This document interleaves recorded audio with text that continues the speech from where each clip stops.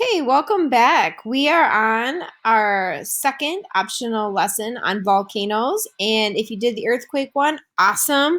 If you're checking out this volcano one, there's lots of cool things you can do online. And there are a ton of how-to videos online if you want to get creative and over the weekend maybe build your own volcano that erupts. It's so much fun. So I actually want to talk about the warm-up. Stop the video. Think about if you've ever heard of any volcanoes that have erupted. Think of some famous volcanoes. If you can, go find somebody in your house and ask them, have you ever heard of a famous volcano erupting? We know from our lesson on plate tectonics that volcanoes can erupt at divergent boundaries like at the Mid-Atlantic Ridge and anywhere there's a convergent boundary with oceanic crust. So ocean to ocean crust can create volcanic island chains, and when ocean crust runs into continental crust, it can create volcanic mountain ranges on land. So we talked about earthquakes as happening at lots of plate boundaries. Volcanoes only happen when crust is being melted into the mantle, and it's pretty easy to find where the world's volcanoes are. So we just talked about those plate boundaries.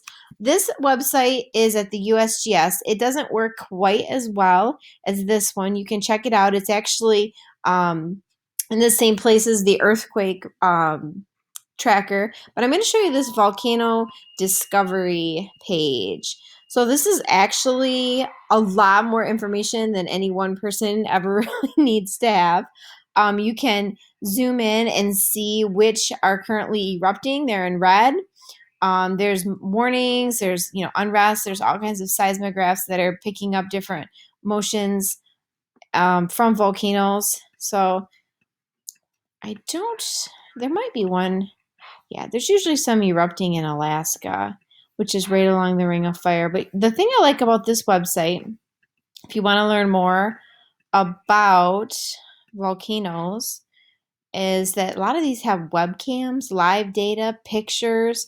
You can find information on past volcanic eruptions, just tons and tons of information if you're into tracking and watching volcanoes. And this might come in handy if you choose to do the optional activity. So back to the slides.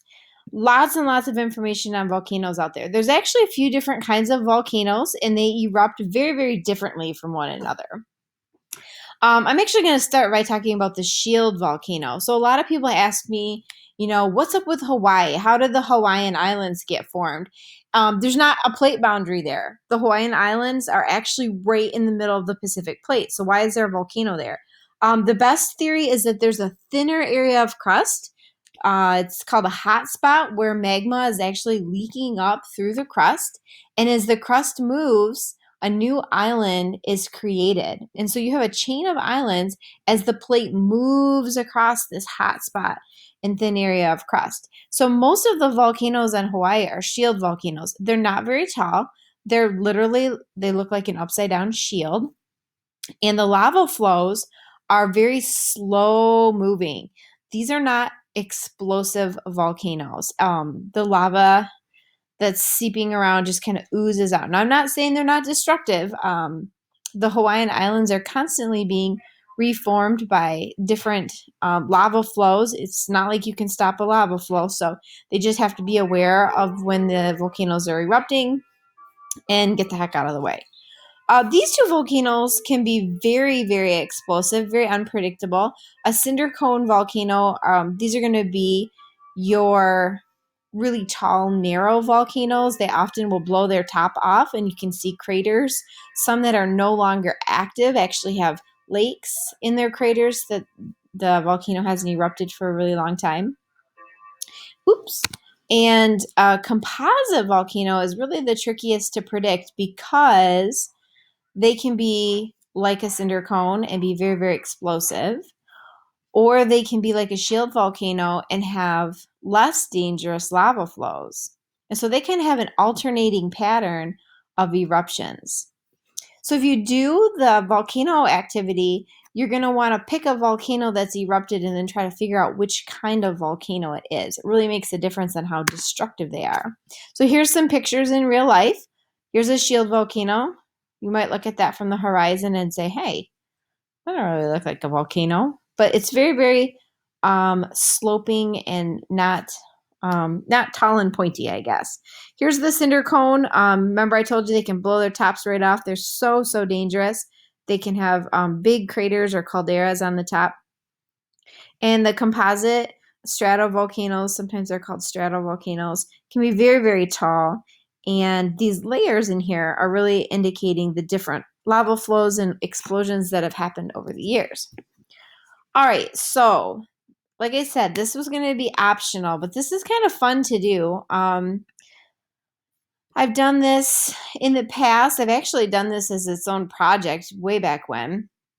This is a little research collection or information collection sheet on a volcano. So maybe you're interested in finding out about some volcanoes. Some really famous volcanoes that have erupted in the past are linked in the activity in Echo. But Mount St. Helens was one that erupted in the United States in the 1980s.